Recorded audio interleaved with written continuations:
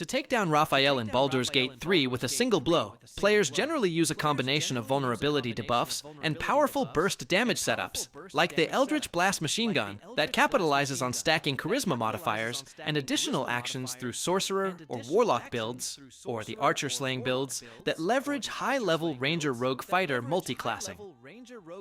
Our favorite technique is a huge Barrelmancy nuke, which is essentially a backpack stuffed with smoke powder barrels, rune powder vials, orthonic hand bombs, and other typical explosives. In our view, this is the most literal method to one-shot him by delivering all damage at the exact same moment. Just watch. Exact same moment. Just watch. Hell, hell, hell has its laws. Hell, hell, effect and the cause.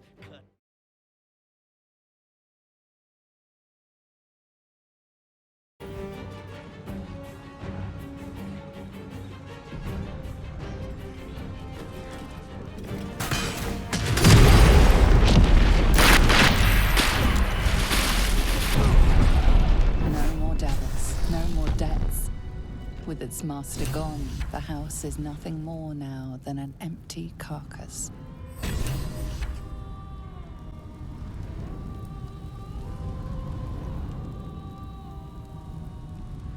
There's a neat trick that allows you to defeat Gortash in about 3 moves, all without actually engaging him in a fight. This can be a fantastic option on higher difficulty levels, or if you're not on your first playthrough and simply want to progress more quickly without going through another long and tough battle. Begin by using the improvised melee weapon to toss Gortash across the room, but before you throw him, quickly teleport to the south span of Worm's waypoint. Once you're at the waypoint with Gortash beside you, activate the improvised melee weapon again, pull him near the ledge, and quickly cancel the action to avoid the throw. Finally, just use shove to dispose of him. And that's it. You've effectively taken down Gortash in just a few seconds, without any fighting.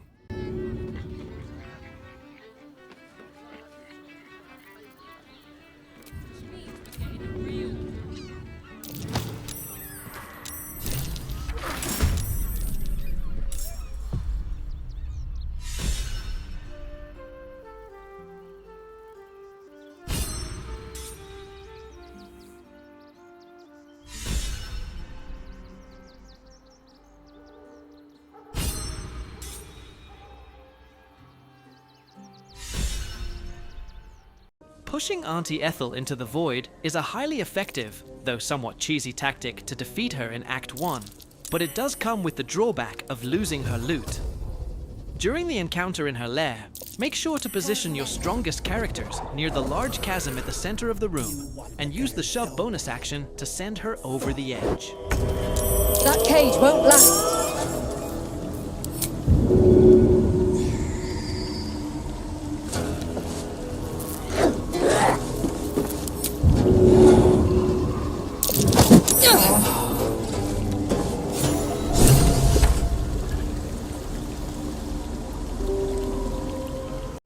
As you may already be aware, the Twist of Fortune is a rare +1 Morningstar that can be acquired from Geringo the Thorm at the Reithwin Tollhouse during Act 2. This weapon features a unique action known as Blood Money, which provides an extra +4 proficiency bonus piercing damage for every 300 gold that the target holds. In simpler terms, you can sneak up to high HP bosses and fill their inventory with a large amount of gold, allowing you to potentially one-shot any target that is wealthy enough. As you can imagine, this tactic was widely abused, and after Larian had enough, they nerfed the ability to recover the gold in Patch 5 to prevent players from reverse pickpocketing gold onto enemies, hitting them with the Twist of Fortune, and then taking back their gold to do it again. It still works, and is one of the most popular overpowered methods for one-shotting bosses and tough enemies. But now the gold is permanently consumed and cannot be looted from the enemy's corpse. So, if you have a lot of disposable income lying around and want the power of a nuke, Baldur's Gate 3 will take your gold for the privilege. But you can achieve incredible damage outputs reaching thousands of points, capable of one-shotting even the toughest bosses in the game. Calculating the amount of gold needed is super easy. For example, Saravok has 262 health, and the minimum base damage of my Blood Money action is 13. so I need an additional 249 damage for a one-shot kill. Knowing that I can produce +4 damage with 300 gold, the math is straightforward. I will need about 18,000 gold to take down all his health points with one hit.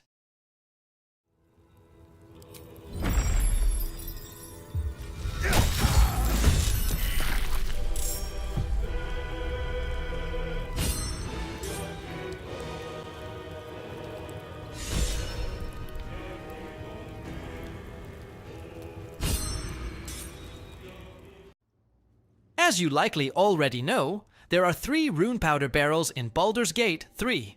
One is positioned next to Philomene and Grimforge, while the other 2 are located in Angliron's cellar in Rivington.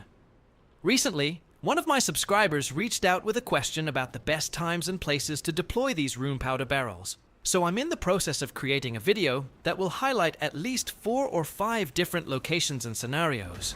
For now though, let me share a quick example. Ansur's lair, which lies beneath Worm's Rock Fortress. This encounter is among the toughest in the entire game, and whether it's your first time playing or not, leveraging those rune powder barrels against Ansur is certainly a smart strategy if you wish to bypass a long and challenging battle, or if you simply want to progress more swiftly. In this video, you can see how I defeated Ansur with literally one move, utilizing what I like to call a backpack bomb. A backpack loaded with rune powder barrels and various explosives.